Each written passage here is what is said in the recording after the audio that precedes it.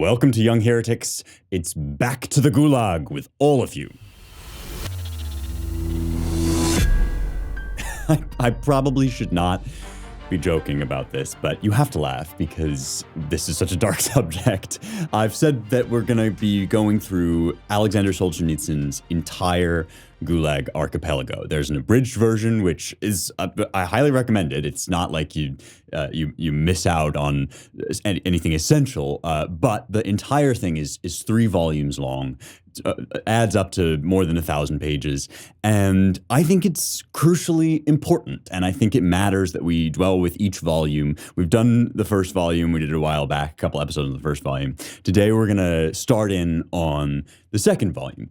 And the reason that I think it's so important was actually expressed to me after I did those first 2 episodes. You know, I thought I was dwelling for too long on this dark, grisly subject of the Stalinist terror and the horrors that Lenin accomplished before Stalin, and the famine and the torture and the interrogation and the unjust accusations and all of that nightmarish stuff. And then I kept getting messages from people saying, I can't believe I never learned about this. I cannot believe that we never talked about the Gulag once in history class, or we just briefly mentioned it, skirted over it, and then went straight to the Holocaust. And there were a lot of people who said that. And this is, I think, a not uncommon experience. It was my experience too. I went to a great high school, I had great history teachers, but we hardly dwelled at all on Gulag. We spent a ton of time talking about World War II, of course, and the Holocaust, but Stalin was like, some footnote, essentially. And there are, I think, a lot of reasons for that. One of which is that, communism has an excellent PR wing. They're very good at propaganda, famously. And so people like to sweep that kind of atrocity under the rug. They like to emphasize how evil the nationalism of Hitler was, and the communism and the patriotism. And of course, nothing that I'm saying here should detract from what a appalling nightmare horror the Holocaust was. But ideologically, right, communist horrors are more appealing to our intellectual class. And this has been true ever since the Soviet Union began. There has always been a tradition of flirting with Russia, flirting with Stalin. It took the Gulag archipelago, it took this vast expose, which didn't come out for many decades because, of course, of its problems with censorship and the press wasn't letting it out. It took many decades for it to appear. The Gulag had been, well underway when it came out because of the repressive regime, and it took this giant text to blow the lid off of the American kind of, romantic attraction to, everything is so modern and efficient and up to date. And of course, that was all propaganda, much like the kind that the Chinese Communist Party puts out now. But there, it was really seductive for the West to look, in some sense, east, although Russia is still, still has major roots in Western civilization, to look east and to think, we're such savages, and wouldn't it be great if we could all be communist and share everything together? And for at least the generation of the Reaganites and the fall of the Berlin Wall, for at least that generation, Solzhenitsyn transformed everything. And the fact that he's been forgotten is a great example of how connivingly and expertly our modern communists have basically just, hypnotized the populace, that we don't read this text anymore, so we don't know, we don't understand, and we don't have it, put in front of our faces what this kind of mania does. So that's one thing, is just that, the people have basically swept Solzhenitsyn under the rug for political reasons, and because many of our intellectual classes are embarrassed by how enamored they were of this monster. And that's important there. And so we therefore, I think, need to spend plenty of time on it. This is, as I always say, this is the classical education that you didn't know you were missing. And this is a big chunk that is missing from a lot of people's, intellectual world, from their awareness. So on that level, even though it's hard and even though it's tragic, it's worth spending time with this entire work and reading portions of it and going into it. And I recommend going away and reading either the whole thing or the abridged version. But there's another and perhaps even more profound reason why we don't think about Stalin and we don't think about the horrors of Soviet Russia. And I'd like to get into that too before we start reading. Folks, if you really want to get a handle on what makes the West great, there is no better way than to learn an ancient language with Ancient Language Institute. They teach Latin, Ancient Greek, and Biblical Hebrew, 3 languages, all of which I can confidently say have changed my life, changed my perception of the world, opened my mind, and they can do this for you too. You do not have to be a PhD student or an expert or some specialist in a particular, aspect of ancient literature. Anybody who wants to connect more deeply with Western heritage, to get face to face with the great authors like Virgil and Aristotle and the Bible, the Athenian philosophers, right? You should check out ALI. They teach these languages in a really intuitive way. You do not waste your time with minute discussions of arcane points of grammar. They get you reading as quickly as possible. They're pals, and so they've worked out a great deal with us. When you go to ancientlanguage.com/heretics, ancientlanguage.com/heretics, you can get a 10% discount on tuition with the promo code Heretics, Heretics. You can start reading the Bible, the Athenian philosophers, the golden age of poetry, Virgil, Lucretius, Ovid, really the best of the best. ancientlanguage.com/heretics. Get a 10% discount on tuition with promo code Heretics. Their classes always fill out super quick, so check them out now. You will not regret it. So, of course, our modern communists, our modern advocates for socialism don't want us thinking too hard about what happened in Soviet Russia, even though, of course, when confronted with it, they'll usually just say, well, real Stalinism has never been tried, real communism has never been tried.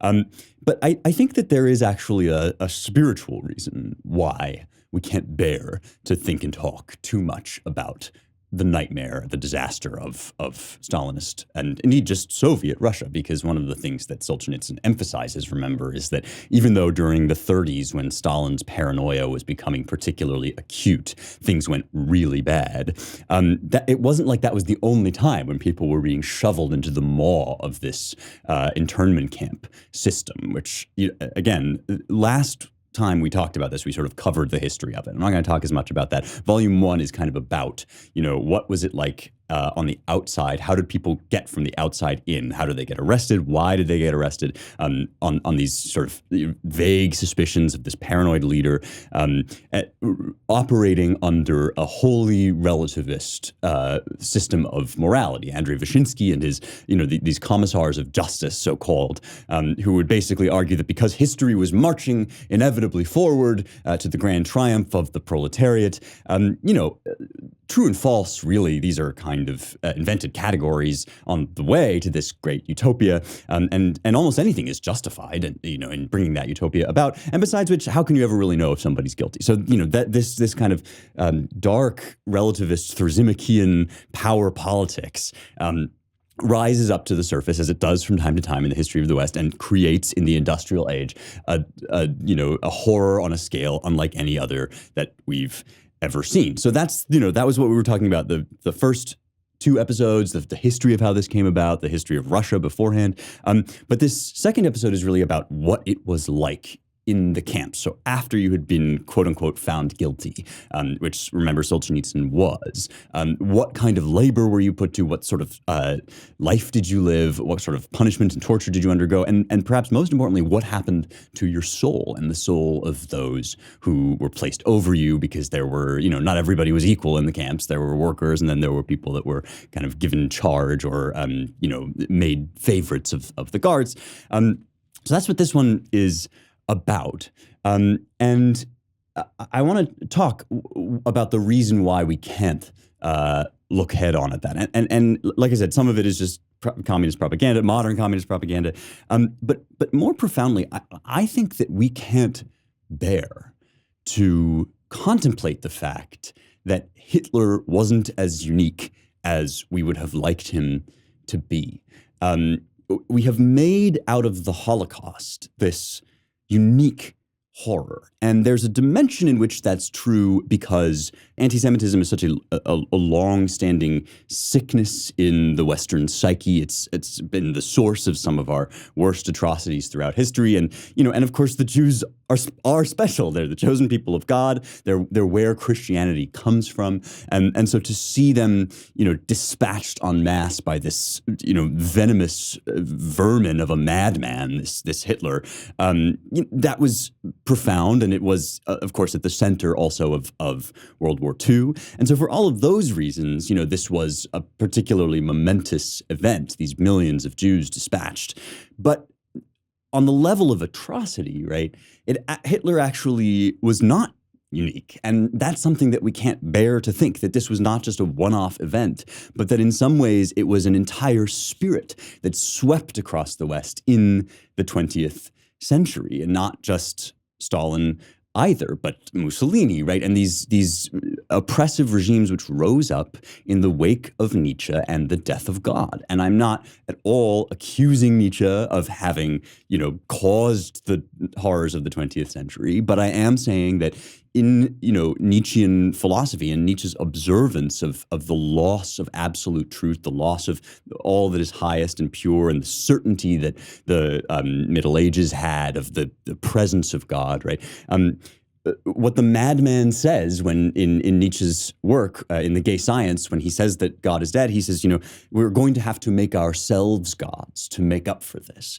And this is precisely what happened. These kind of dark Übermenschen, rose up in various different contexts, because this was more than any one nation, and it was more than any one political system. What's funny is, of course, that Hitler and Mussolini and Stalin all had very specific, political systems, and they disagreed strenuously about those systems.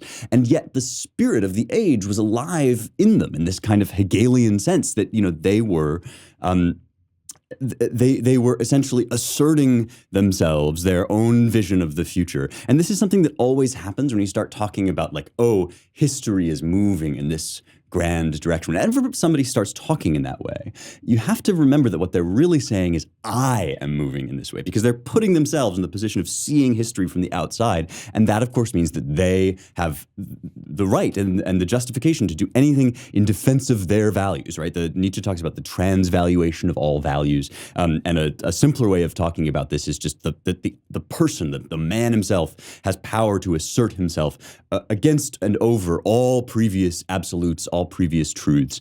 And we can't fathom the horror of what the loss of God did to us. We can't bear that it wasn't just this one madman in this one isolated context, but was an entire wave of sickness that passed over the West. And that's another reason why we barely talk about Mussolini, we barely talk about Stalin, not just because of our sort of weird flirtation with communism, but because of our own anguish at what sin has done to us, at how deep and far gone we became. And I think that in some ways we are right now trying to wrestle with the fact that we can't live civilized lives without God. We thought that we maybe could. We thought that, the 20th century was one thing, world wars were one thing, but now America is rising and we have this, sort of grand culture and it's secular, and we have the separation of church and state, and here we are again, right, having basically invented this mania, this pseudo-religion of, racial grievance and, sexual madness, which basically leads eventually to transhumanism, this, constant reconfiguration of the body, the liberation of all constraints. It has become a form of religion. It's developed its own rituals. It's developed its own sacrifices. And we are realizing that, in fact, if you take God away, especially from a society that was built on religion and from a history of Christendom, if you take the highest moral absolute away, you will devolve into barbarism and madness. And the ubiquity of slaughter in the 20th century is one proof of that. And our social mania, our sort of growing dysfunction in the 21st century, is another proof of that. And so we are trying to run away from that fact. And in my opinion, we simply cannot. There is no way out of this except to recover our faith. And the constant efforts that we make to sort of rewrite or selectively look at history, to erase certain portions of history, are all based on our anguish, our yearning desire to get out of this problem that Nietzsche saw, which was that we have lost God and we must recover him or we will go mad. I'm going to read to you one portion from our friend Tom Holland before I get into Solzhenitsyn, because Holland is really good on this subject, and he addresses the reasons why the Holocaust became so much more important in our history as the atrocity of the 20th century. Why that alone sort of looms while we tend not to think about Stalin. He thinks this is basically a form of transmuted demonology. So demonology, of course, the Christian tradition of talking about principalities and powers, evil principalities and powers that fight against the angels.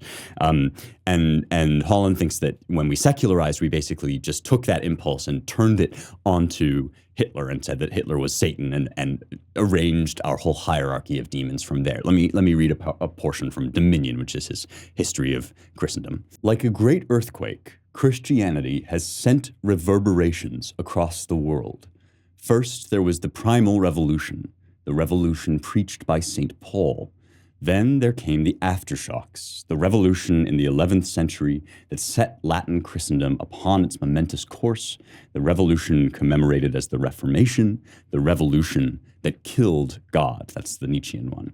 All bore an identical stamp, the aspiration to enfold within its embrace every other possible way of seeing the world, the claim to a universalism that was culturally highly specific, that human beings have rights, that they are born equal, that they are owed sustenance and shelter and refuge from persecution. These were never self-evident truths. That is, he's saying these convictions, these moral convictions that we have about universal rights and freedom, they're only self-evident if you are trained, steeped in a history of Christianity without even knowing it. And he says the Nazis certainly knew as much, which is why in today's demonology, they retain their starring role.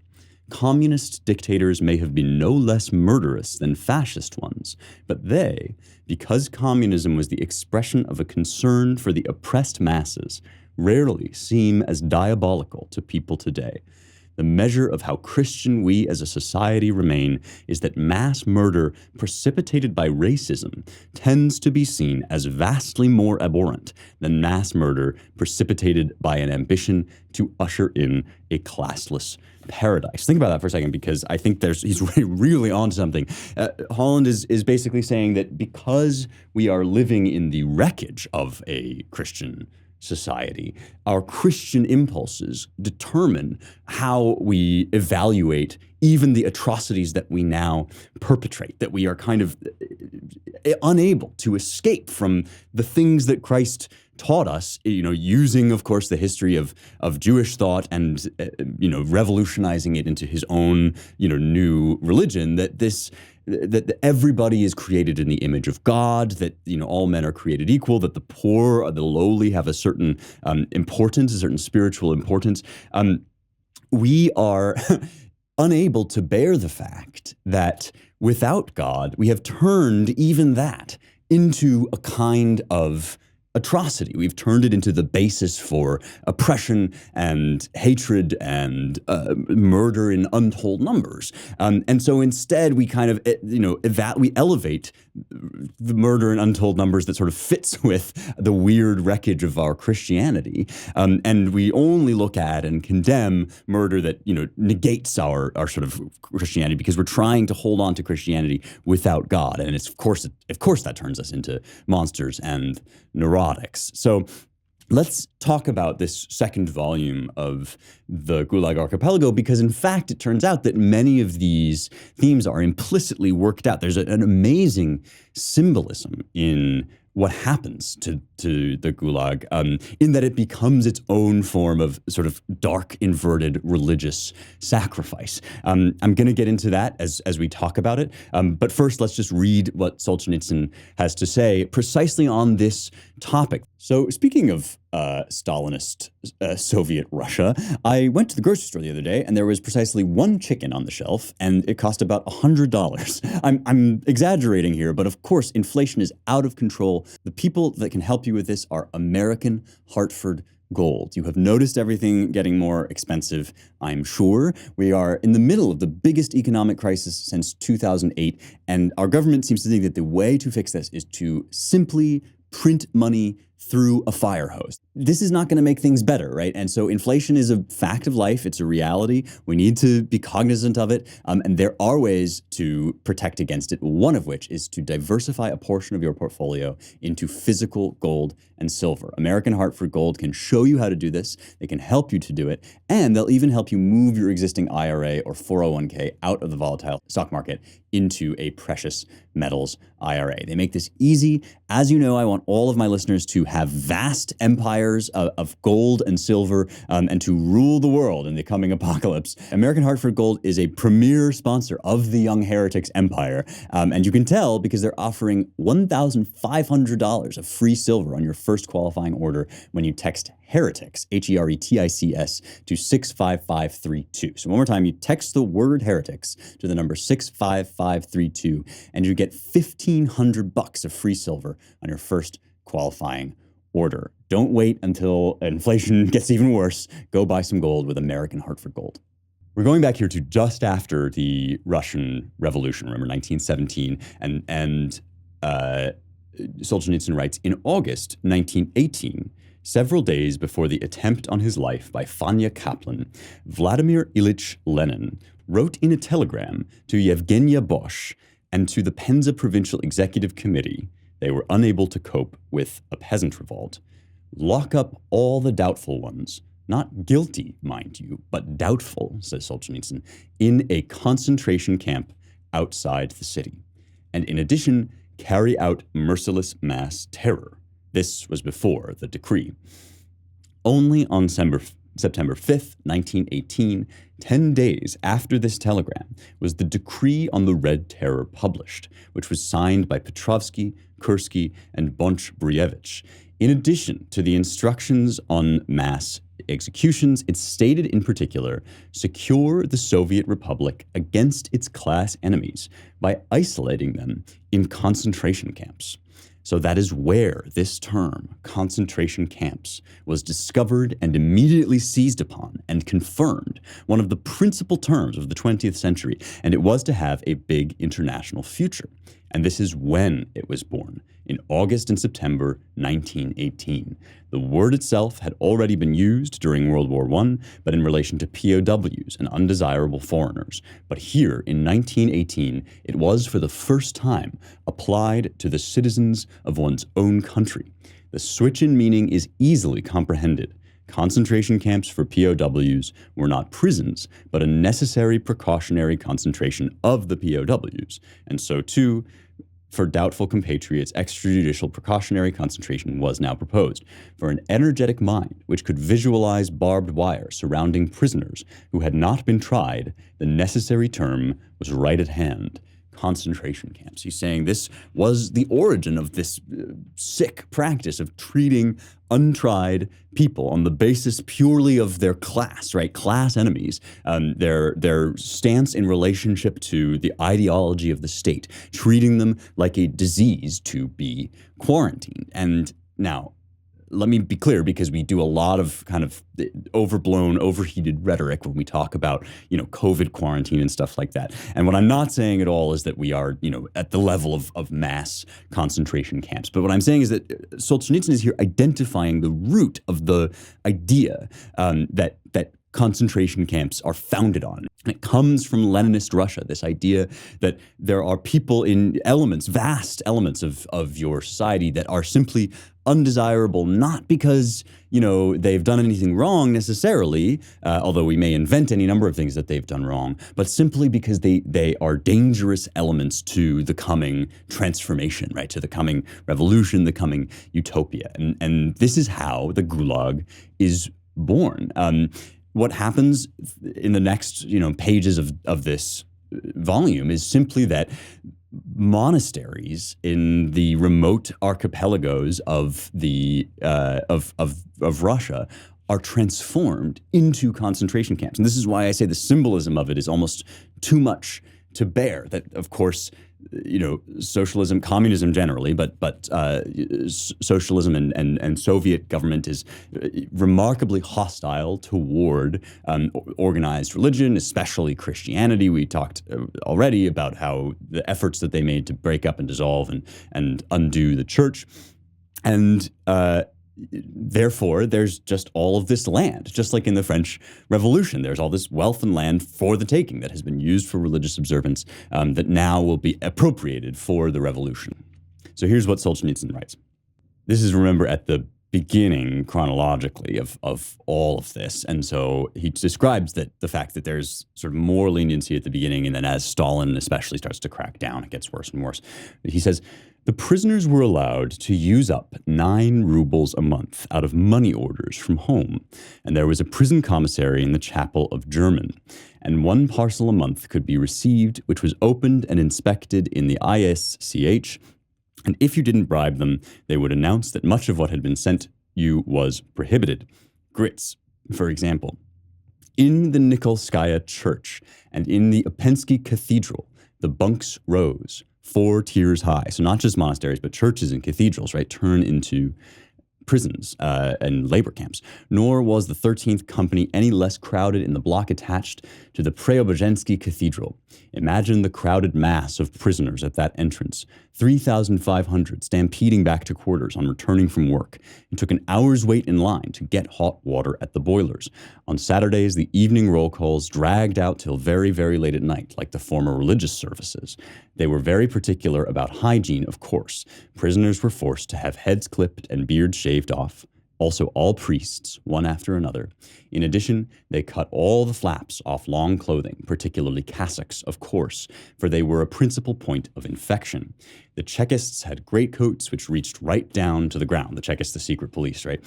So he's saying the pretense here was that we're getting rid of a possibility of infection. In reality, what we're doing, of course, is humiliating and degrading our prisoners, because the Chekists can have any kind of clothing they want. True, in the winter, the ill and the aged, sitting there in underwear and sacks, could not make it to the baths from the company bunks. They were done in by the lice. They hid the corpses under the bunks so as to get the extra rations, even though that was not very advantageous for the living.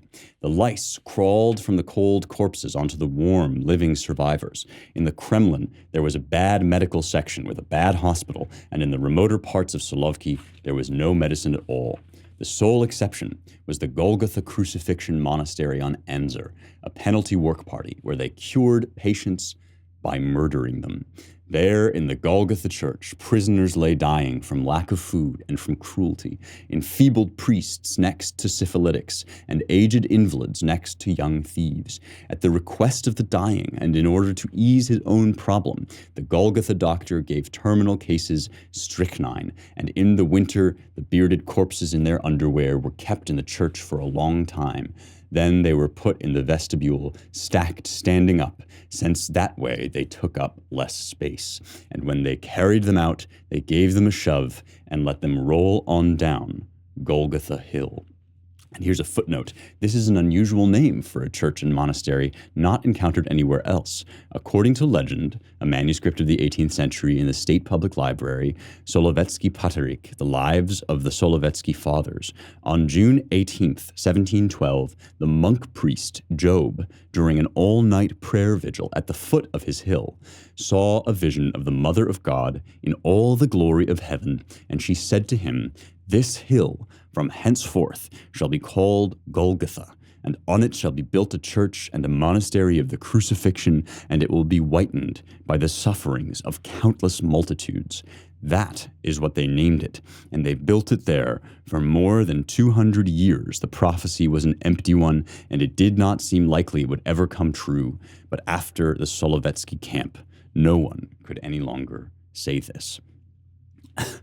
It's almost too sorrowful and too deep for words to think of this place of worship on Golgotha Hill, called Golgotha, place of the skull, the place where Christ himself was crucified, is the original place in the Holy Land, and it's transformed into this graveyard of martyrs, and of course the bitterness of it, and also the glory of it, if you can use that word for such a dark moment, is that in their very worst persecutions, these human demons, these people who had been completely contorted by the emptiness of their ideology and the death of their God, these Soviet tormentors were bringing about a Christian prophecy. This is why Christ says, I was in prison and you visited me. I was there, right? Christ is there in exactly the place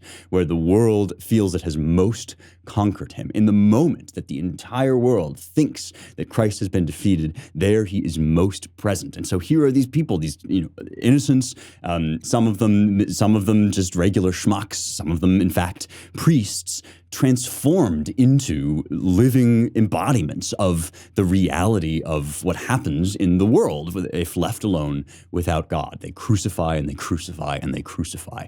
And the symbolism of it is almost too much to bear, but Solzhenitsyn, of course, raises this again and again. He says, they cut the cassocks of the priests, of course, and there is this weird fascination, this obsession with particularly aggrieving the symbols and the people of Christianity, because despite the fact that this portends, like our own sort of modern materialism, this Stalinist, this Leninist philosophy portends to be a purely objective, clean, scientific. Well, we're reducing waste, we're reducing infection, right? This sort of sterile language that now in the future we're going to get rid of all of our old superstition. It always turns out that their hostility, their atavism, their deepest and most primal hatreds are all directed back at the church. Why do you think that is? It's because really what this is the working out of a neurosis that cannot get out of our psyches, of our souls, that there is a God, and that despite our constant denials of him, despite our mockery of him, nevertheless he works in our hearts, even in our darkest moments. And so this weird perversion that emerges in Stalinist Russia is in some sense a punishment from God, if you want to call it that. But God doesn't even have to reach down and punish us. He already built the world in which departing from him and denying him creates this terrible, twisted, contorted perversion, and no matter where you turn, you're always drawn back to this, this weird symbolism that they are essentially turning monasteries into houses of crucifixion.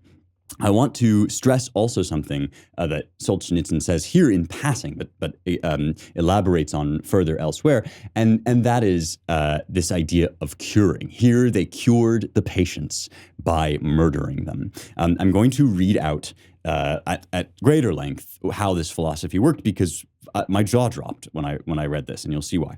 We were still relatively early in the history of Soviet Russia here. The point is, says Solzhenitsyn, that even then, even in 1919, some minds were occupied with penal theory, for example, Pyotr Stuchka, and in the Gulag Principles of the Criminal Law of the Russian Soviet Federated Socialist Republic of 1919, the very concept of punishment was subjected to a new definition.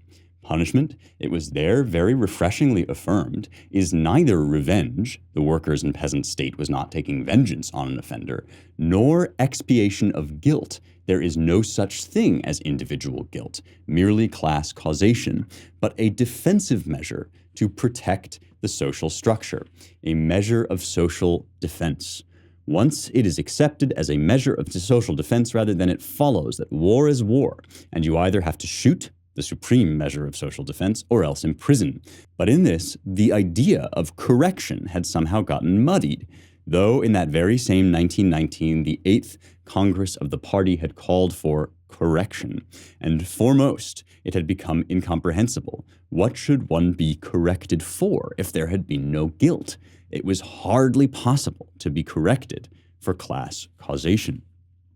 The reason my jaw dropped when I read that is because it's an almost exact description of what C.S. Lewis says in his essay, The Humanitarian Theory of Punishment. These two men could never possibly have, met or exchanged views. And yet in the 50s in England, Lewis already was arguing that this new idea, which is supposedly humane, that we don't punish, we just cure, we just reform, we rehabilitate criminals, right? He was saying this sounds incredibly warm and generous, and it makes the old form of justice, retributive justice, it makes that sound dark and tribalist and superstitious. But he says that in fact, what you're doing is you're turning people from human citizens into blocks of wood or beasts, because justice in the classical sense means getting what you are owed, right? Suum cuique, to each what he is due, and if punishment is due, then a certain amount of punishment is due, and that's an end of it. But in this, sort of veiled religion of Soviet ideology, right, which presents itself as neutral and objective and scientific, but is actually, of course, its own dark idolatry. In this veiled religion, punishment is to be swept away, and people are to be cured. The question is always, of course, who's getting cured and who's doing the curing? Because, again, when people talk in grand, sweeping terms of historical forces and the march of history is going in this way, we're on the right side of history, right? We hear that a lot all the time. Joe Biden just gave a speech about his voter reform bill that he wanted to get passed. And he said, you have to decide now whether you are standing on the right side of history, where history is marching. When people talk about history, capital H, what they really mean is me. They're talking about themselves as if they stand above it all and can themselves from the outside in, right, mold and shape people like clay in their hands. And so this is, of course, what Lewis already said about the curative or the restorative theory of justice, which is exactly what came about in the early penal theory of Soviet Russia. Never mind the horrors of the 1930s. So let me read now from that essay, The Humanitarian Theory of Punishment, and see how exactly it describes what Solzhenitsyn is telling. Lewis writes, "The practical problem of Christian politics is not that of drawing up schemes for a Christian society, but that of living as innocently as we can with unbelieving fellow subjects, under unbelieving rulers, who will never be perfectly wise and good, and who will sometimes be very wicked and very foolish. And when they are wicked, the humanitarian theory of punishment will put in their hands a finer instrument of tyranny than wickedness ever had before. For if crime and disease are to be regarded as the same thing, it follows that any state of mind which our masters choose to call disease can be treated as a crime and compulsorily cured. It will be vain to plead that states of mind which displease government need not always involve moral turpitude, and do not therefore always deserve forfeiture of liberty. For our masters will not be using the concepts of desert and punishment, but those of disease and cure. We know that one school of psychology already regards religion as neurosis. When this particular neurosis becomes inconvenient to government, what is to hinder government from proceeding to cure it? Such cure will, of course, be compulsory, but under the humanitarian theory it will not be called by the shocking name of persecution. No one will blame us for being Christians. No one will hate us. No one will revile us. The new Nero will approach us with the silky manners of a doctor. And though all will be in fact as compulsory as the Tunica Molesta or Smithfield or Tyburn, all will go on with the unemotional therapeutic sphere where words like right and wrong or freedom and slavery are never heard. And thus, when the command is given, every prominent Christian in the land may vanish overnight into institutions for the treatment of the ideologically unsound, and it will rest with the expert jailers to say when, if ever, they are to reemerge. But it will not be persecution. Even if the treatment is painful, even if it is lifelong, even if it is fatal, that will only be a regrettable accident. The intention was purely therapeutic. In ordinary medicine, there were painful operations and fatal operations, so in this. But because they are treatment, not punishment, they can be criticized only by fellow experts and on technical grounds, never by men as men and on grounds of justice. If you think that this is too extreme, I mean, I read that and I hear an exact, precise description both of the excesses of so-called Soviet justice and of our own modern ideology of expertise. But if you think that I'm being too extreme in that and that Lewis is maybe being a bit hysterical, in 2013, a researcher at the University of Oxford, my old stomping ground, Kathleen Taylor, was giving a talk in which she defined religious fervor exactly as a radical mania to be cured, as a disease of the mind. She says, someone who has, for example, become radicalized into a cult ideology, we might stop seeing that as a personal choice that they have chosen as a result of pure free will, and may start treating it as some kind of mental disturbance. The versions of this ideology, this philosophy, are everywhere. They are thick on the ground because they are what happen when you treat people as meat sacks with chemistry sets inside of them, which is all you can talk about when you don't believe in the soul. You don't believe in the soul. You don't believe that people can be spiritually cured. You don't, in fact, believe in justice. You only believe in manipulation. And you listen to the way that the CEO of Moderna talks about manipulating people into getting the vaccine or whatever else they want you to do, right? They talk about you like you are a block of wood, like you are raw material to be shaped according to their idea of good. And your passions, your convictions, your traditions, these are mental disturbances. They are simply, just old brain farts that you carry over because you're too attached to the faith of your fathers. This stuff is real, man. It is most shockingly exemplified in Gulag. But one major reason why the people who talk the way that Kathleen Taylor talk don't want you to learn about Gulag is because the real meaning of their philosophy is exposed. We don't look at Gulag because it is us, because it is now. Not in the sense of, people being killed en masse, not at all, not that it's gotten that bad, but simply that the same things that our sophisticated, erudite experts say every day with their mouths, with their faces hanging out, it says exactly what the principle of Gulag is. There is no limiting principle between Kathleen Taylor or, this thing where they just lie to you in order to get you to put a vaccine in your arm, right? There is no limiting principle between that and Gulag. The only difference is the historical circumstance that means that we happen, thank God, to still live in a republic with checks and balances, right? But at a philosophical level, right, this idea that people are blocks of wood, are just stuff to be shaped and refined and reformed, right? That idea is exactly the same idea as Gulag. The majority of this volume is taken up with minute and detailed descriptions of life in the camps. Solzhenitsyn is unflinching and brave in the way that he reports not only the horror and the torment of the camps, but also the way that all morality was inverted within the camps because thieves, that is the kind of bandit class of society, were very malleable and useful for the party leaders. And so ironically, of course, the sort of grand triumph of Soviet morality was to place the worst people in charge of the masses. They took, thieves were essentially on the same page as the Stalinists. You take other people's stuff, right? If it's unjust for somebody to have it, you just grab it yourself. And so thieves become what's called trustees, who are basically the deputies of the guards, and then also intellectuals and people who have particularly advanced cognitive skills or training are offered the deal or the threat that they need to become informers, they need to become, rulers over their fellow prisoners. Solzhenitsyn records the ways in which he was seduced in this way, that he sort of skirted on the edges throughout. Read the book if you want to learn more about that in particular.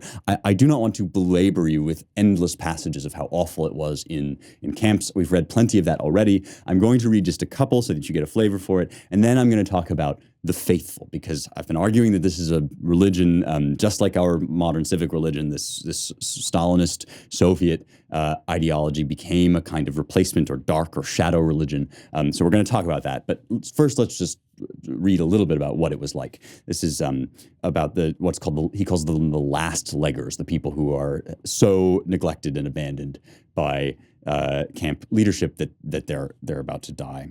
And by the way, it's perhaps worth saying that the ostensible point of all this was for them to work, right? They're labor camps. And labor is the sacrament of the communist religion, right? It is the great, theory of all, is that working is the be all, and it cures all ills. And so they work these people to the bone. And behind all of this is the fact that actual Soviet economics doesn't work, and so they're having essentially to just recruit and conscript more and more slaves. This is a slave underclass that's being created, all in the guise of cure, all in the guise of therapy and rehabilitation. Solzhenitsyn writes of disease among the last leggers. He says, "What the screen cannot catch will be described to us in slow, meticulous prose, which will distinguish between the nuances of the various paths to death, which are sometimes called scurvy, sometimes pellagra,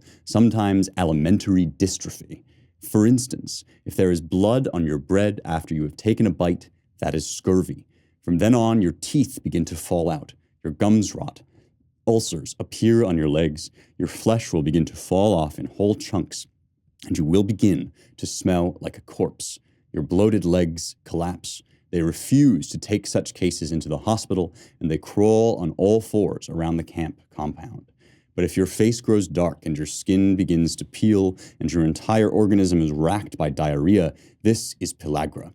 It is necessary to halt the diarrhea somehow. So they take 3 spoons of chalk a day, and they say that in this case, if you can get and eat a lot of herring, the food will begin to hold. But where are you going to get herring? The man grows weaker, and the bigger he is, the faster it goes. He has already become so weak that he cannot climb to the top bunks. He cannot step across a log in his path. He has to lift his leg with his 2 hands or else crawl on all fours. The diarrhea takes out of a man both strength and all interest in other people, in life, in himself. He grows deaf and stupid. He loses all capacity to weep, even when he is being dragged along the ground behind a sledge. He is no longer afraid of death. He is wrapped in a submissive, rosy glow. He has crossed all boundaries and has forgotten the name of his wife, of his children, and finally his own name too. Sometimes the entire body of a man dying of starvation is covered with blue-black pimples like peas, with pus-filled heads smaller than a pinhead, his face, arms, legs, his trunk, even his scrotum. It is so painful he cannot be touched. The tiny boils come to a head and burst, and a thick worm-like string of pus is forced out of them. The man is rotting alive." As I say, I am sorry to put this in front of you, there are endless pages of this which I will not continue to whack you over the head with. But I reiterate my point, which I made last time, that it's important. This is what Solzhenitsyn was doing. He was taking in it with his incredible literary talent. He was painting this picture of what happened in these places and putting it in front of the West and saying, look at what this does. As you sit in your ivory towers, as you twirl your wine glasses and say, well, wouldn't actually, of course, capitalism is a great evil, and wouldn't it be nice if he's saying, look at what this has wrought. Look at what communist theory, look at what Soviet government has wrought. And we have to be faced with that, not only because it sort of inoculates us against the absurdities of people who still argue for this garbage philosophy, but also because, as we began by saying, right, this is where God has lived in the 20th century, where the lowliest are, where innocents are persecuted unjustly, where suffering goes beyond the bounds of speech or thought. That is where God has chosen to make his dwelling in this fallen world. And so the very ideologies that have torn the flesh of the West apart over these last 100 years or so have been the places where we need to look. We need to look there and understand what God is telling us, which is that we cannot live without him or we become beasts. That'll be it for me for the misery portions of this particular volume, at least in this particular episode. I think it's important. I think it's important that we pay attention to it, especially because it's been hidden even after it came out. It's been hidden again from our sight. It matters. It's a crucial part of the education of any modern person. Have you ever been scrolling through your bank statement and just found that you're still subscribed to like 5 things you don't use? Truebill is the app that can help you with this. They go through your accounts and they help you to cut out all of those old unwanted subscriptions. The people that run subscription services are very canny about this. They know exactly how this works. They offer you a free trial. It's like, oh, it's free for 3 months or whatever. Or it's just $1 for the first 6 months. And then, of course, they've got your credit card information on file, and they just say, well, we'll roll it right over, and we'll keep you, hooked. Well, now you're like paying out the nose for Netflix, for FaceApp, for whatever like crazy Chinese app you downloaded to participate in that one TikTok trend or whatever. Right? And then it lives there. It's just draining money away. You need Truebill. They can save you tons. They've saved me a bunch of money on unwanted subscriptions, especially as I start boycotting places like Netflix and Disney Plus. Here's one guy, Matthew B, says, in a matter of seconds, I saved $660 for the year on my DirecTV bill, $120 for the year on my Sirius XM bill, $840 a year on car insurance. That is a ton of cash, and you can do a lot with that. So go to truebill.com/heretics. You got to check that link out, truebill.com/heretics, to save thousands of dollars a year with Truebill and begin building the young heretics empire. Truebill.com/heretics. Okay, so there's one more part of this that I want to explore with you today. And that is what I would call the loyalists or the faithful, because Solzhenitsyn writes at some length about the people who even then were saying real Stalinism has never been tried. Real socialism has never been tried. And so after he has taken you on this tour of the hellscape, which is the camps, and which is these concentration camps that dot the archipelago, that are spreading like boils across the flesh of Russia. He then talks about what it was like to find communist faithfuls, stalwarts, professors of Marxism in these camps, that they had been eaten alive by the very system that they advocated for, that they believed in. And he says, what was that like for them? That they, did they reconsider? Did they think, maybe this actually has some problems with it? Of course, the answer is no. Let me read to you just a couple of portions, because these are really astonishing. Solzhenitsyn writes, they were government people, enlightened Marxists, theoreticians. And how did they cope with this ordeal? How did they reprocess and make sense of an historical event not previously digested nor explained in the newspapers? One of the crucial elements here, right, is that the Gulag is kept as much as possible out of people's view. The prisoner transport camps, people don't even, they don't even like to look at them and to think about how bad this might be. Most people probably don't know the half of how far it has gone. And they have people like Maxim Gorky, these writers in to take tours of the camps, and they sort of whip everybody into shape. And then the praise goes out, over all the wires, how humanely the people are treated. And so when the loyalists get thrown into the camps, they suddenly realize what's really going on. He says, how did they cope? How did they make sense of an historical event not previously digested nor explained in the newspapers? And historical events always swoop down unexpectedly. Dragged roughly for years down a false trail, they offered explanations astonishing in their profundity. 1. It is the very cunning work of foreign intelligence services. Two, it is wrecking on an enormous scale. Remember, wrecking is the sabotage that they accuse engineers of. When engineers can't possibly bring about the 5-year plan or whatever crazy, radical industrialization the leaders have demanded, this is wrecking, right? Wrecking on an enormous scale. Wreckers have taken over the NKVD. A variation on this was German agents had taken over the NKVD. 3, it is a plot by local NKVD men. 4, in the ranks of the party, there was terrible treason. But why? And the entire country is teeming with enemies, and the majority of the people here have been correctly arrested. They aren't communists, but counter-revolutionaries. And in the cells, you have to take precautions and be careful not to speak in their presence, right? And in all 3 cases, the message was that we ourselves were to blame for relaxing our vigilance. Stalin doesn't know anything. Stalin doesn't know about these arrests. When he finds out, he will destroy them all and free us. This is this cult of personality. I would call it worship, right? This Stalin whom most people have never met, of course. And so he's just this idea, just this idol in people's heads, that there lives justice. We must believe that we haven't simply plunked for. I mean, the same reason that we can't look at socialism head on, even though the same reason that we hide it under the rug, hide the Soviet government, the Soviet atrocities under the rug, the Russian citizens and the faithful of the Communist Party themselves couldn't look at it because they could not fathom that without God, they had simply, plunked for this. They had just gone down this path. They couldn't imagine that this could be real. And so Stalin, of course, somewhere out there's Stalin. And if he knew, he would come to save us. 5, the 5th explanation, these repressions are an historical necessity for the development of our society. This was how a few of the theoreticians talked who had not lost their self-possession, as, for example, a professor from the Plekhanov Institute of National Economy. The explanation was a sure one, and one had to admire how quickly and correctly he had understood it. But none of them ever explained what laws they had in mind, and they just kept blowing on the same flute from their permanent selection, the historical necessity of development. You can spout that nonsense about anything, and you'll be right.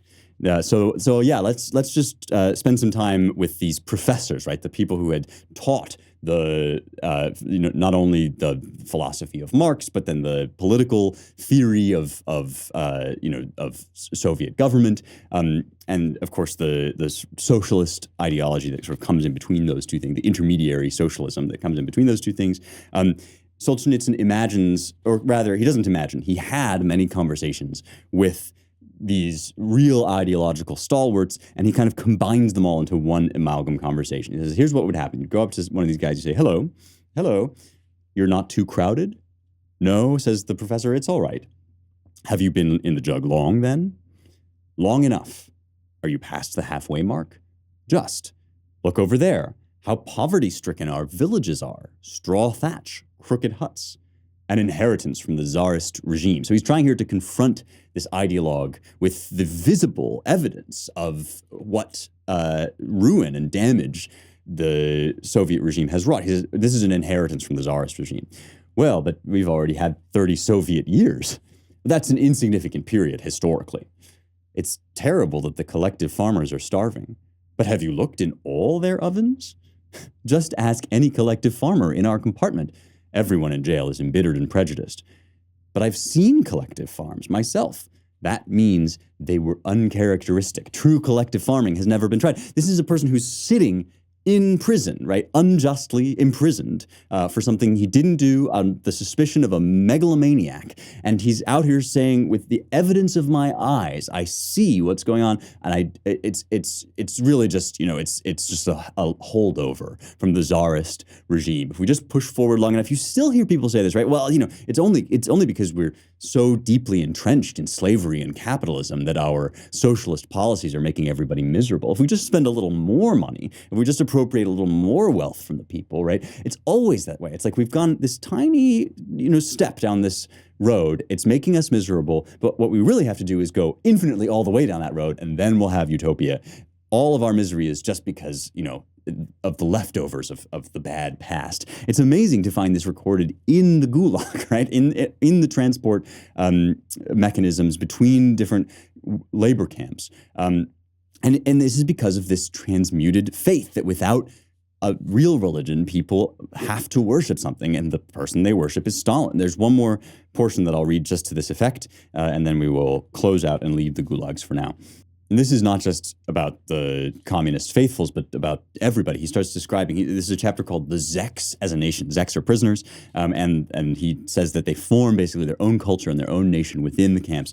He says, the more dauntless and stern the disbelief of this atheistic people, which, for example, completely ridicules the gospel teaching which says, judge not, that ye be not judged, holding that judgments, in other words, sentences, don't depend on that, the more feverishly it is afflicted nonetheless by attacks of thoughtless gullibility. Here one can draw a distinction.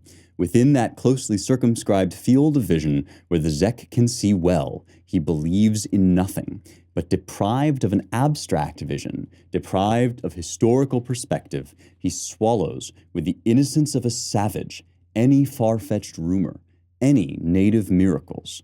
An ancient example of native trustfulness was the hope placed in Gorky's arrival on Solovki. Remember, I talked about Maxim Gorky was brought to record the conditions in the camp. Of course, became a propaganda flunky. But there isn't any need to go that far back. There is an almost permanent and almost universal religion in the archipelago, this faith in the so-called amnesty. It is difficult to explain just what this is. It is not the name of a goddess, as the reader might have thought. It is something akin to the second coming among Christian peoples. It is a burst of such blinding radiance that the ice of the archipelago will melt, and even the islands themselves will dissolve, and all the natives will be swept on warm waves to sunny regions where they will immediately find their nearest and most beloved. Probably this is a somewhat transformed faith in the kingdom of heaven on earth. This faith, which has never yet been confirmed by one single real miracle, is nonetheless very alive and persistent. And just as other peoples connect their important rituals with the winter and summer solstices, so too the Czechs mystically await, always in vain, the first days of November and May. It's a perfectly modulated and articulated passage. The more you insist upon irreligion and atheism in ways that you can see, the more frantically and savagely and primitively religious you become in ways you cannot see. If you abandon active religion, that is, participating in worship, participating in the reverence of a higher power, if you give all that up, you condemn it all as superstition, all you will do is shove it into the background, and you will be worshiping without knowing. You will be worshiping power, you will be worshiping politics, you will be worshiping science and matter and your own flesh. But the one thing you will refuse to worship is God. You think you've made yourself an atheist. You have really just made yourself a religionist of the most primitive kind. Here's G.K. Chesterton writing about the 31st Eucharistic Congress in Dublin, 1932. So he's talking about one of Christendom's grand, triumphal meetings, and he has in mind the fact, of course, that the Soviet Union is in full swing overseas. Not that he knows exactly what's going on, not that Solzhenitsyn had come out yet, or even been imprisoned yet, but he says something very similar to what Solzhenitsyn has just been saying. He says, Lenin says, this is Chesterton, Lenin said that religion is the opium of the people. This profound remark will readily explain the sleepy submission, the supine placidity, the dull and drowsy obedience of the Irish people as compared with the wild revolutionary frenzy, the incessant insurrection and revolt, the bloody riots and endless street battles of the English people. Nobody who has been in Dublin for a week, as I have been during the Eucharistic Congress, can doubt that Ireland is passionately religious, and especially that the Irish populace is passionately religious. It therefore follows, by the strict logic of Lenin, that the Irish populace has always been particularly patient and subservient and contented. If you can't hear the sarcasm in this passage, you're missing the point. Ireland is famously, fractious and revolutionary and hot-blooded. Nobody who has lived in England all his life, as I have, can doubt that modern England, with its many manly and generous virtues, has become largely indifferent to religion. It follows, therefore, by the strict logic of Lenin, that the English are the best Bolshevists in the world. To suppose anything else would be to indulge in the audacity, nay, the blasphemy, of supposing that there is something wrong in the logic of Lenin. We must therefore believe, as best we can, that the Irishman has always been a tame and timid person, and that it is the Englishman who has been always agin the government. The inference is that it is only by believing in God that we could possibly believe in the government. This is saying for religion to be the opiate of the people, you would have to see submission and submissiveness in religious people. But the truth is that it is only by believing in God that we can ever criticize the government. Once abolish the God, and the government becomes the God. The fact is written all across human history, but it is written most plainly across that recent history of Russia, which was created by Lenin. There, the government is the God, and all the more the God, because it proclaims aloud in accents of thunder, like every other God worth worshipping, the one essential commandment: thou shalt have no other gods but me. If you abandon explicit religion, if you refuse worship of all kinds, you will become a slave to this kind of worship. And if you think you are avoiding that, you are kidding yourself. Once abolish the God, and the government becomes the God. It is written all over the history of Russia. Chesterton did not know how right he was. Solzhenitsyn did, and that's why he's worth reading. Speaking of your immortal soul, let's talk about the sole of your foot. I am extremely thrilled and honored that Sole, S-O-L-E, is sponsoring Young Heretics. Sole makes footbeds. And if you don't know what that is, it's basically like a panel for your foot that goes into your shoe, and it kind of just gently restructures the way that you're standing. You don't know that you need this until you try it. And then when you do, you realize that you're probably walking in all sorts of weird and funny ways. If you're active, which you should be, if you're running, if you're walking, if you're lifting weights, you run the risk of shin splints and all sorts of ailments that can come up just over time. Sole fixes all of that. I use their stuff particularly on deadlifts and squats when you've got a lot of weight either on your back or you're picking it up and that pushes your feet into the ground, right? I had no idea how uncomfortable that was until I got Sole. They also, in addition to the footbeds, they make flip-flops that you can wear just around the house or at the beach or whatever. Most comfortable flip-flops you have ever had, guaranteed. And because they're pals, they are working out a great deal with us. You can get 50% off, half off, as a first-time customer when you use the promo code Heretics at yoursole.com/heretics. That's yoursole, yoursole.com/heretics. Use the promo code Heretics and you get 50% off. That's a whole bunch of money off as a first-time customer at yoursole.com/heretics. Mailbag questions come to me on Locals. If you have not heard me sing the praises of Locals and the VIP Young Heretics community on Locals, then you must have been asleep for the past several months, because I love Locals. I love being there, and the VIPs are a really special bunch. It's basically just a group of people that have been engaged by this show, inspired by the great ideas that we discuss here, and wanted to take it further. So, it's a platform where there's no censorship, where nobody owns the relationship between you and me, and we can just talk. I write some essays on there. I'm actually currently writing a commentary on the book of Romans, or Paul's epistle to the Romans, which I think is really worth reading. In all humility, I say that. I think you would love it. And we do Q&As, live streams, and mailbag questions. You can only get all of that if you become a Local subscriber. Plus, you get episodes a week in advance without ads. So head over to youngheretics.com/locals to come join us. I really hope that you will. And here's a mailbag question from Joseph. How do you personally define a classic work? I recently read the essay, What is a Classic? By Charles Augustin Sainte-Beuve. It's a great French name. Before I read his essay, I always had a vague notion of what a classic was, a function of time and influence. However, I now sense that a classic can involve some elements of personal taste. I would love to hear your definition, and if you have read the essay, What is a Classic? I'd also be curious to hear your thoughts on that as well. Thanks, as always, and best wishes. Okay, so first of all, let me say in answer to this question that the question, what is a classic, is different from the question, what is the West, right?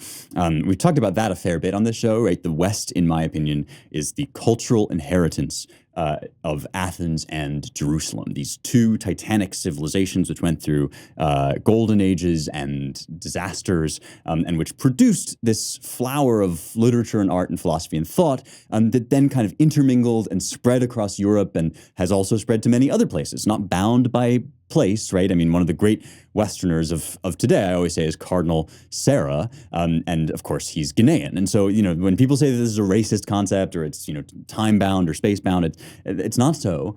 What this is an attempt to recognize. It sort of begins around the 19th, 20th century. People start talking in this way. Attempt to recognize the continuity of this tradition, which has produced for us, right, some of the greatest wisdom that there is to have, and we would be fools not to take advantage of it. There are Western classics. There are also, there's also Western trash. there's stuff in Western civilization that's not very good. There's stuff that's enduring, but I think is wrong, like, Hume, or even I think Descartes is kind of wrong about a lot of stuff. There's just novels that come up out of the West. The Marvel Cinematic Universe is part of the West, right? Video games are part of the West. So the concept of a classic is different, and it cuts across the West. There are Western classics. There are also Eastern classics, Chinese classics, Japanese classics, whatever. And so we need a definition here that specifically will define for us what do we mean when we say, oh, this is a classic? It's a classic of the sci-fi genre. It's a classic novel. It's a classic poem, right? And ironically, of course, because we are citizens of the West, because we are conditioned by our Westernness, whether we like it or not, of course, even the word classic comes from Rome, comes from one of the great sources of Western culture. That doesn't mean that it's a concept that's limited to the West. It just means that this is a way of thinking that arises out of the Roman idea of classis. This is a Latin word, rather, of course, and it describes a fleet, but then it also describes a group of people. And anybody that is below the highest propertied class in Roman society is described as infraclassem, that is lower class or below the highest, right? And from this, we eventually get the idea, and Sainte-Beuve points out Alice Gellius uses this, and there are a number of people who start to use the word classicus to mean of the highest quality.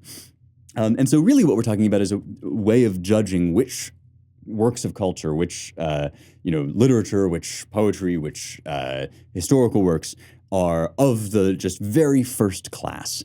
And so, of course, there's always going to be a certain degree of taste involved in that. And I use that word very specifically because we now, in the wake of postmodernism, and even before that, in the wake of positivism and indeed of Nietzsche, right?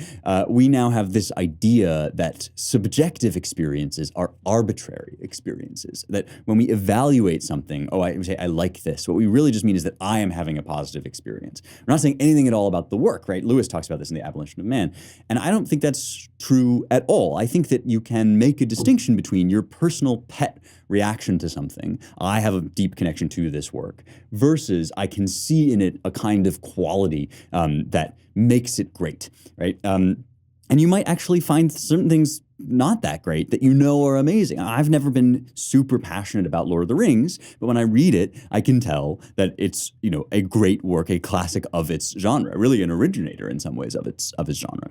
And so Sainte-Beuve has this idea in here. I'll read his definition and then I'll say sort of what I think. A true classic, as I should like to hear it defined, is an author who has enriched the human mind, increased its treasure, and caused it to advance a step, who has discovered some moral and not equivocal truth, or revealed some eternal passion in that heart where all seemed known and discovered, who has expressed his thought, observation, or invention in no matter what form, only provided to be broad and great, refined and sensible, sane and beautiful in itself, who has spoken to all in his own peculiar style, a style which is found to be also that of the whole world, a new style without neologism, new and old, easily contemporary with all time. Now, there's parts of this that I really like. I think there's too much of it. I think that when you start being this specific and having this many qualifications, you're always going to be able to think of a counterexample.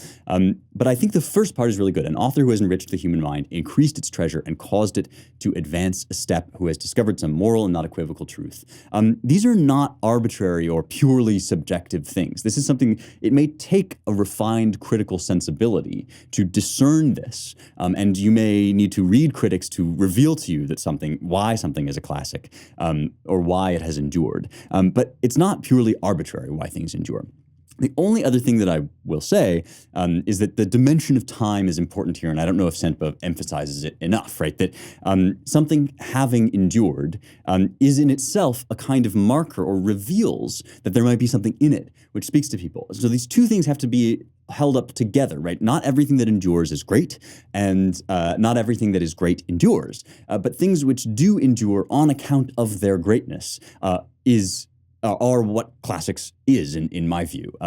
Classics as a discipline, by the way, is just Greek and Latin antiquity. But when we're talking about classic works, I think it's things that endure because of their greatness, and greatness in this specific way that they reveal some part of the human soul or spirit, or encapsulate it or convey it, so that we can have it as a sort of katema sae, as Thucydides says, a possession for all time.